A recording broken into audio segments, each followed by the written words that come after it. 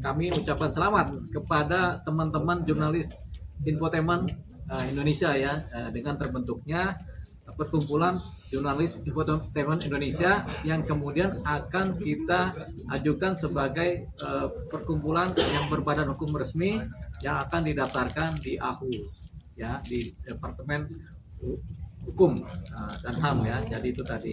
Jadi itu dari saya ucapkan selamat terhadap terpilihnya Bapak Taufik beserta kemudian dengan teman-teman juga. Jadi ini rasanya sudah indah ya. Jadi silakan nanti Pak Taufik yang akan meneruskan karena ketuanya adalah Pak Taufik sekarang sebagai ketua PJII begitu.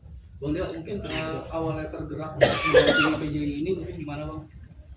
Kalau saya kan cuma pengacara, jadi posisinya tentunya karena pengacara juga terkait dengan banyak undang-undang, salah satunya adalah undang-undang pers, di mana perlunya juga pembelaan-pembelaan terhadap teman-teman pers, terutama yang terkait dengan undang pers ya, para jurnalis.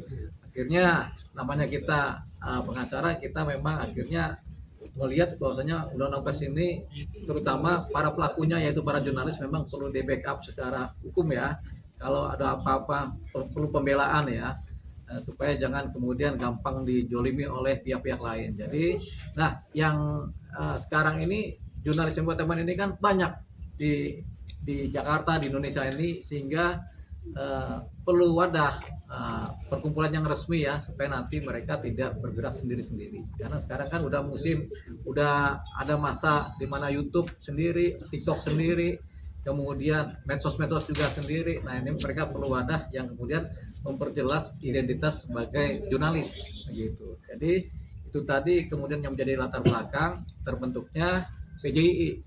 Mudah-mudahan nanti semakin banyak anggotanya, semakin kuat, sehingga posisinya sebagai jurnalis yang resmi juga kemudian bisa diterima oleh masyarakat. Ini juga kepentingannya adalah kepentingan untuk pembelaan hukum, kepentingan untuk kesejahteraan dan lain-lain. Jadi itu kepentingannya. Bang, berarti bisa bilang kalau misalnya antara kita semua ini ada yang somasi atau diancam oleh salah satu pihak untuk ya orang-orang besar atau orang yang menengah, abang siap maju membela dan bersama satu pihak untuk ya tentunya kita secara bersama-sama akan membela yang lain. Jadi nggak sendiri-sendiri lagi, tapi nggak adanya satu disomasi atau kemudian dikenai hukum, ada pembelanya, yaitu kita semua sebagai anggota dari PJII. Nah saya kebetulan adalah berada di wilayah PJII sebagai bagian dari PJII, mungkin sebagai pengacaranya saja. Kita akan membela kepentingan hukum dari anggota-anggota PJII dimanapun berada gitu. Jadi kedepannya kalau ada yang somasi ya kita bela, kita jawab somasi mereka dengan jawaban dari perkumpulan kita gitu. Nah, untuk ini mulai resminya mulai terbentuk badan hukum mulai kapan Mas? Biar jadi kita bisa ya, jadi setelah ada ketua akan membuat formatur pengurus. Setelah itu terbentuk, kemudian akan dibuatkan di notaris mengenai tulisan-tulisan akta-akta perkumpulan dan kemudian didaftarkan ke Kumham gitu. Itu mungkin dalam waktu 2 minggu ke depan setelah terbentuknya. Sekaligus juga ada RT yang lazim sebagai perkumpulan ya.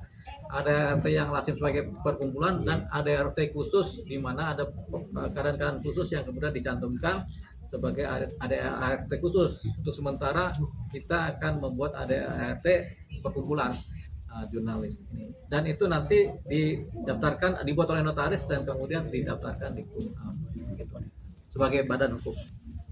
Bang Taufik, mungkin pentingnya organisasi ini untuk mewadahi teman-teman khususnya jurnalis infotainment, bagaimana dari Bang Taufik sendiri?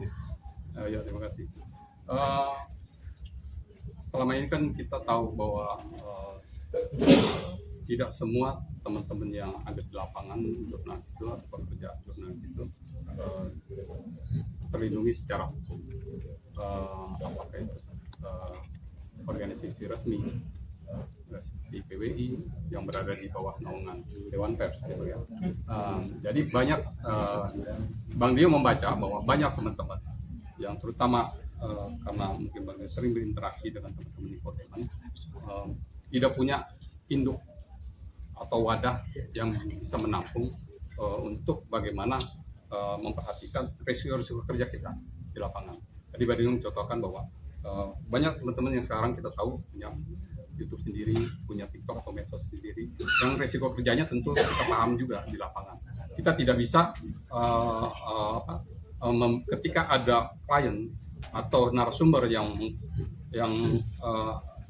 komplain terhadap pemberitaan ataupun hasil yang kita produksi, itu secara pembelaannya secara undang-undang pers, karena kita tidak masuk dalam situ.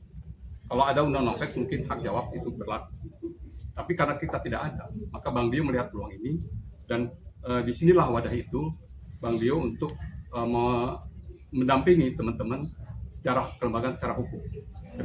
Tapi bukan hanya itu, mungkin nanti ke depan juga kita akan coba untuk bagaimana teman-teman ini memperhatikan keselamatan kerja, ya, selain tadi risiko kerja ya Bang, itu banyak hal nanti yang setelah nanti ini baru pas malam ini baru pertama kita terbentuk, kebetulan alhamdulillah dapat amanah dari teman-teman semua, saya sebagai ketuanya. Nanti kita akan mencoba menyusun kepengurusan secara lengkap dan membentuk ADART, apa hak dan tanggung jawab anggota dan pengurus itu. Nanti di situ nanti kita akan bergerak bersama bahwa